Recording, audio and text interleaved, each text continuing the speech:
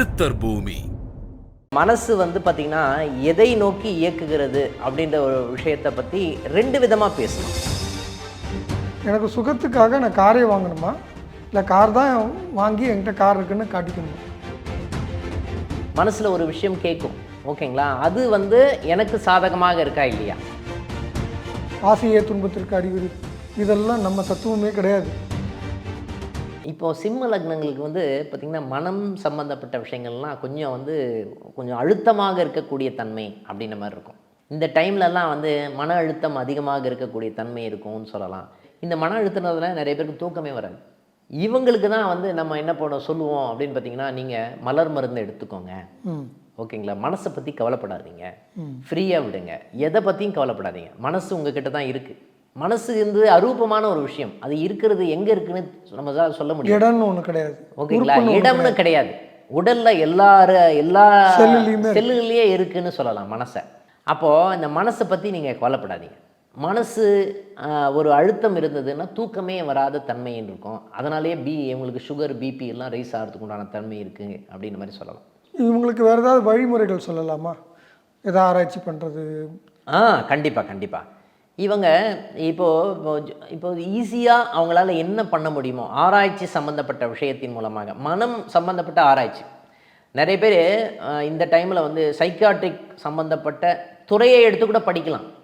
மனோ தத்துவம் சம்மந்தப்பட்ட புக்ஸ் நிறைய இருக்குது, அது சம்மந்தப்பட்ட புக்ஸை படிக்கலாம். அதே மாதிரி ஜோதிடம் சம்மந்தப்பட்ட விஷயம், ஏன்னா எல்லாருமே மனோ தத்துவம் சம்மந்தப்பட்ட விஷயத்துக்கு போக முடியாது.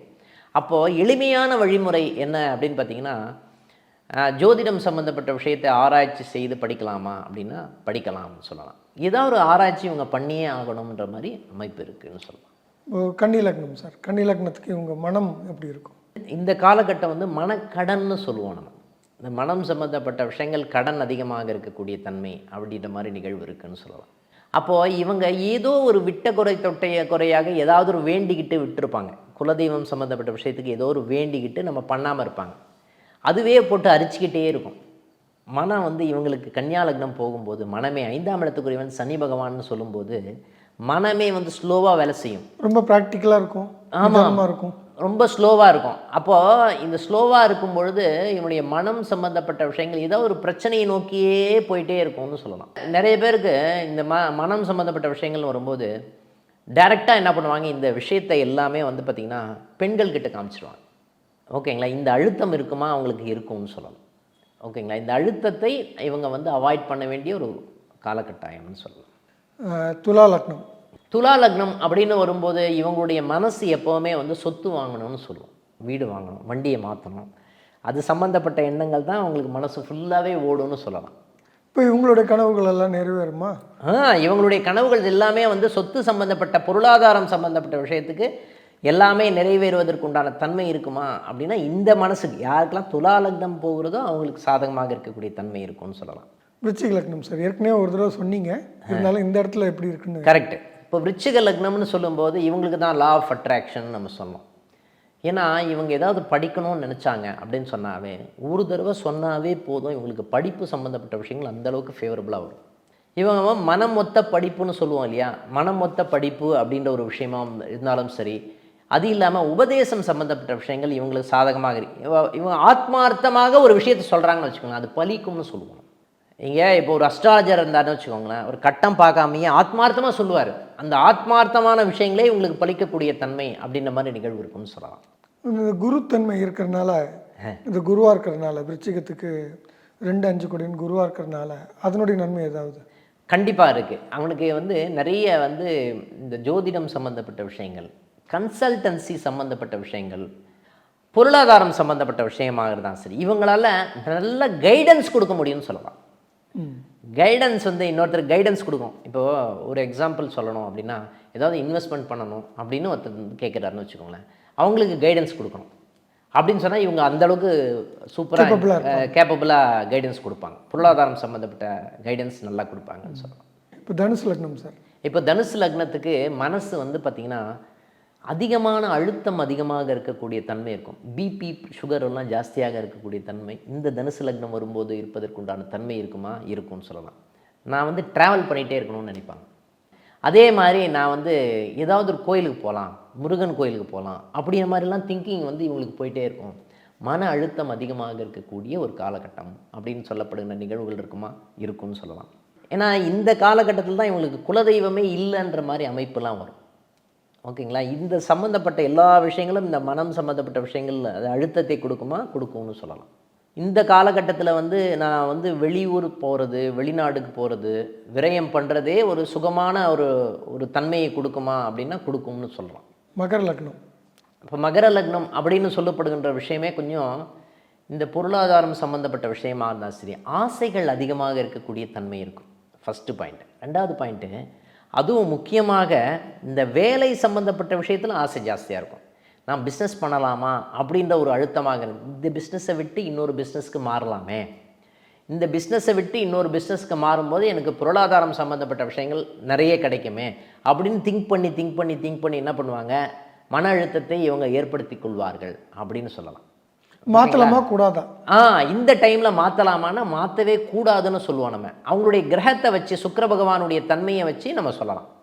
ஏன்னா இவங்களுடைய எண்ணங்கள், சிந்தனைகள், செயல்கள் எல்லாமே வந்து பொருளாதாரத்தை அடிப்படையை கொண்டதாக தான் இருக்கும். ஏன்னா 5ஆம் இடத்துக்குரியவன் சுக்கிர பகவான்னு சொல்லும் பொழுது இந்த எண்ணங்கள், சிந்தனைகள், செயல்கள் எல்லாமே பொருளாதாரத்தை அடிப்படையாக கொண்டு தான் இருக்கும் அப்படின்ற மாதிரி அமைப்பு பை டிஃபால்ட்டாகவே இங்கே ஏஎல்பி லக்னம், மகர லக்னம் வரும்போது அதனுடைய தன்மைகள் இருக்கும் அப்படின்ற மாதிரி அமைப்பு வருது.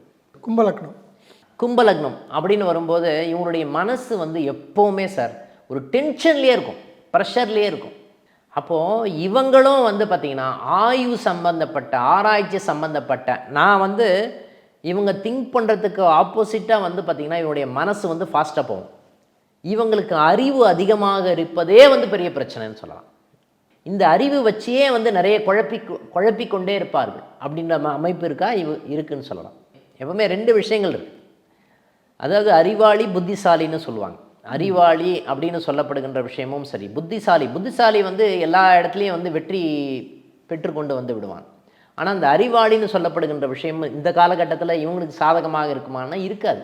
நான் இவ்வளோ அறிவு இருந்தும் ஏன் தோக்குறேன்னு கேள்வி கேட்டுகிட்டே இருப்பாங்க. ஆனால் இவங்க தேவையில்லாத முயற்சி பண்ணுறாங்கன்னு இவங்களுக்கு தெரியாது.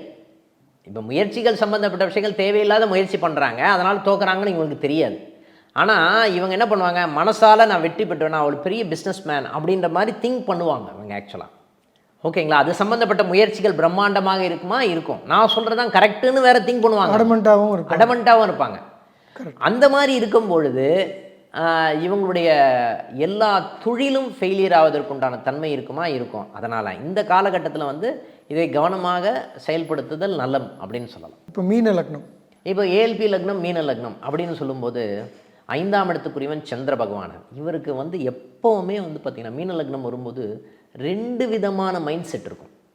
இதை பண்ணலாமா பண்ணக்கூடாதா, பண்ணால் எப்படி இருக்கும், ஒரு மாதிரி என்ன பண்ணுவாங்கன்னா ஒரு 15 நாள் ஒரு மாதிரி இருப்பாங்க, பண்ணலான்னு முயற்சியில் இருப்பாங்க. அடுத்த 15 நாள் இல்லைப்பா ட்ராப் பண்ணிட்டேன்ப்பா அப்படின்னு சொல்லுவாங்க. காரணம் அது சம்மந்தப்பட்ட ஆசிலேஷன் இருந்துக்கிட்டே இருக்கும். இவங்க மனசு சொல்கிறத இவங்க கேட்கவே கூடாது. இப்போது என்னுடைய பார்வையும் நான் உங்கள் கூட பகிர்ந்துக்கிறேன். கண்டிப்பாக. இச்சாசக்தி, கிரியாசக்தி, ஞானசக்தின்னு 3 சக்திகளை நம்ம வழிபடுறோம். இந்த இச்சாசக்தினா ஆசைகளை சக்தியாகவே வழிபடுறோம். இந்த இச்சாசக்தியினுடைய நோக்கம் வந்து ஒரு இச்சை வந்தால் தான் ஒரு கிரியா செய்கிறதுக்கான ஒரு வழிமுறை பிறக்கும். ஒரு இச்சை மூலியமாக தான் ஒரு செயல் பிறக்குது, ஒரு செயல் மூலியமாக தான் ஞானம் பிறக்குது. இப்போ ஞானத்தின் மூலமாக திரும்ப இச்சை பிறக்கும். இது 3 ஒரு சைக்கிள் மாதிரி. அப்போ அந்த இச்சாசக்தின்றதை சரியாக பயன்படுத்தணும். அப்போ அந்த இச்சைகள் வந்து எப்படி இருக்கணும், எப்படி இருக்கக்கூடாது அப்படின்னு பார்த்தோம்னா, இச்சை கட்டாயமாக தேவை. இச்சை இல்லைன்னா வாழவே முடியாது, ஒரு வளர்ச்சி இல்லை. இப்போ ஒன்று எனக்கெல்லாம் ஆசையே துன்பத்திற்கு அறிகுறி, இதெல்லாம் நம்ம தத்துவமே கிடையாது. இது வேறு இடத்துலேருந்து நம்ம கடத்தி களவாடிட்டோம். ஆமாம். பூரணத்துவம், சூன்யம்னு 2 நிலை இருக்குது மனசை பொறுத்தளவில். மனம் பூரணமாகணுமே தவிர சூன்யத்தை நோக்கி போகக்கூடாது. மனம் வெறுமை அப்படின்னு இருக்குது, மனம் முழுமைன்னு இருக்குது. மனம் அடைஞ்ச ஒரு தன் ஆசைப்பட்டதை அடைஞ்சு தீர்ந்தால் தான் முழுமையை நோக்கி நகரும். அப்போ முழுமை நோக்கி நகரணும், அது ரொம்ப அத்தியாவசியம். அப்போ ஆசை வருதுன்னா அது தேவையா இல்லையான்னு அறிவுபூர்வமாக யோசிக்கணும்.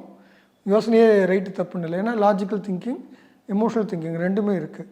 அப்போது இந்த எமோஷன்ஸ், இந்த மனம் அப்படிங்கிறது பார்த்திங்கன்னா materialistic thinking, emotional thinking and spiritual திங்கிங்னு 3 விதமான ஆசைகள் இருக்குது. மெட்டீரியலிஸ்டிக் ஆசைகளுக்கு வந்து நீங்கள் ரொம்ப ரொம்ப லாஜிக்கலாக திங்க் பண்ணுவே தவிர அதில் கொண்டு போய் எமோஷன்ஸ் போட்டக்கூடாது. இந்த மெட்டீரியலிஸ்டிக் திங்கிங்னால் இப்போ நான் கார் வாங்கணும், எனக்கு கார் வேணுமா, கார்னால் வரக்கூடிய சுகம் வேணுமா, எனக்கு சுகத்துக்காக நான் காரே வாங்கணுமா, இல்லை கார் தான் வாங்கி என்கிட்ட கார் இருக்குன்னு காட்டிக்கணுமா, நான் என்ன ஆசைப்பட்றேன், இந்த கிளாரிட்டிக்கு முதல்ல வரணும். இதுதான் லாஜிக்கல் திங்கிங்காக அதை பார்க்கணுன்னு சொல்கிறேன். அப்புறம் எமோஷ்னல் திங்கிங், என்னுடைய இந்த உணர்ச்சிகரமான தேவைகள், அதாவது எனக்கு ஒரு புகழ் வேணும்னு நினைக்கிறது, இந்த கார் என்கிட்ட இருக்கின்ற புகழ் எனக்கு தேவைப்படுது, எனக்கு காரே தேவைப்படலை, கார் என்கிட்ட இருக்கின்ற புகழ் தான் தேவைப்படுது. இந்த மாதிரி 2 வித்தியாசம் இருக்குது. அப்போ இந்த எமோஷ்னல் திங்கிங்கிறது வந்து என் குழந்தைங்க நல்லா இருக்கணுன்றது, நான் வந்து ஆன்மீக பாதையில் வளரணுன்றது, என்னுடைய சுய முன்னேற்றம், இதெல்லாம் எமோஷ்னல் திங்கிங். எனக்கு நிறைய உறவுகள் வேணும்னு நினைக்கிறது, என்னுடைய காதல் ஜெயிக்கணுன்றது, இதெல்லாம் எமோஷ்னல் திங்கிங், உணர்ச்சிகரமான ஆசைகள். இந்த ஆசைகள் எல்லாம் நல்லது தான். ஆனால் இந்த ஆசைகளுக்கு நம்ம செயல்படுதல் அடுத்தது. ஆசைகள் இருந்து தான் செயல்கள் தூண்டப்படுது. அப்போது ஆசைகளை கரெக்டாக செலக்ட் பண்ணால் செயல்களை கரெக்டாக தூண்டலாம். இப்போ ஆசை இல்லைன்னா செயல்களும் நின்று போகும். இப்போ ஒரு சிலர் ஏன் மன விரக்தி, தற்கொலை வரைக்கும் போகுது அப்படின்னா, ஆசைகளற்ற நிலைக்கு போயிட்டிங்கன்னா உங்களுக்கு சுயத்தை இழக்க ஆரம்பிச்சிருவீங்க. அப்போ நான்ற எண்ணம் கொஞ்சம் வேணும், அது நல்ல விதமாக வச்சுக்கணுன்றது தான். அடுத்தவன் பொருளுக்கு தான் ஆசைப்படக்கூடாது தவிர ஆசையே தப்பு அப்படிங்கிற ஒரு உணர்வு தப்பான விஷயம். ஆசை இல்லைன்னா வளர்ச்சியே இல்லை. ஆசையிலேருந்து செயல் கர்மா வருது. அப்போ அந்த ஆசைகள் கர்மா தூண்டுது அப்படிங்கும்போது, கர்மான்னா செயல்னு அர்த்தம், அவ்வளோதான். அந்த செயல் மற்றவனுக்கு பாதிப்பு தராத வரைக்கும் அதில் எந்த விதமான தப்பும் இல்லை. அது செஞ்சே தீரணும். அது செஞ்சு அந்த நிறைவு நோக்கி மனம் நகரணும். நான் இதை செஞ்சால் எனக்கு திருப்தியாக இருக்குது, இந்த திருப்திங்கிற மனநிலை கொண்டு வர்றது 5லேருந்து தான் 11 வரணும். அது இயல்பாக நடக்கணும். அது நடக்கலைன்னா அதை விட்டுட்டு அது மேலே ரொம்ப ஃபோக்கஸ் பண்ணி அது ஏன் நடக்கலைன்னு ரொம்ப போராடாமல் இயல்பாக ஃப்ளோவில் போகணுன்னு சொல்லுவாங்க. இப்போ இதிலிருந்து வரக்கூடிய ஞானம், ஒரு செயல் செஞ்சோம், ஆசைப்பட்டோம், ஆசைப்பட்டதுக்கு தகுந்த மாதிரி செயல்பட்டதுக்கு தகுந்த மாதிரி விளைவுகள் பாசிட்டிவாக வந்தாலும் சரி, நெகட்டிவாக வந்தாலும் சரி, அதிலேருந்து எனக்கு ஒரு ஞானம் கிடைக்குது. இந்த 3ம் சேர்ந்தது தான் ஒரு வாழ்க்கையினுடைய அடிப்படை தத்துவமாக நான் பார்க்குறேன். கரெக்ட். அது ஃபைனலாக வந்து கன்க்ளூஷன் எப்படி நம்ம சொல்லணும் அப்படின்னா, இப்போ உறவு நிலை சம்மந்தப்பட்ட விஷயத்துக்கு ஆசைப்படலாம், காதல் சம்மந்தப்பட்ட விஷயத்துக்கு ஆசைப்படலாம், காம்படிஷன் எக்ஸாம் எழுதணும், முயற்சிகள் சம்மந்தப்பட்ட விஷயத்துக்கு ஆசைப்படலாம். அதே மாதிரி நான் ஒரு திருமணம் சம்மந்தப்பட்ட விஷயங்கள் நான் பண்ணிக்கிறேன், அதுக்கெல்லாம் ஆசைப்படலாமா? ஆசைப்படலாம். ஒரு கோயிலுக்கு போகிறேன் நான், எனக்கு கோயில் போகணும், எனக்கு கோயில் போனால் ஒரு நிம்மதியாக இருக்கும் அப்படின்னு ஒரு விஷயத்துக்காக ஆசைப்படலாம். ஆனால் எந்த காரணத்தை கொண்டும் பொருளாதாரம், மெட்டீரியலிஸ்டிக் அப்படின்னு சொல்லப்படுகிற விஷயத்துக்கு மட்டும் நம்ம ஆசைப்படாமல் இருப்பது நல்லது அப்படின்ற ஒரு விஷயந்தான் ஃபைனல் கன்க்ளூஷனாக நம்ம வந்து சொல்லலாம்னு நினைக்கிறேன். நன்றி சார். நிறைய உங்கள் அனுபவங்களுக்கு பகிர்ந்துக்கிட்டீங்க. இன்னும் வேறு பல டாபிக்ஸில் நம்ம அடுத்தடுத்த வீடியோஸ் பேசலாம். நன்றி சார். நன்றி. நன்றி. சித்தர் பூமி.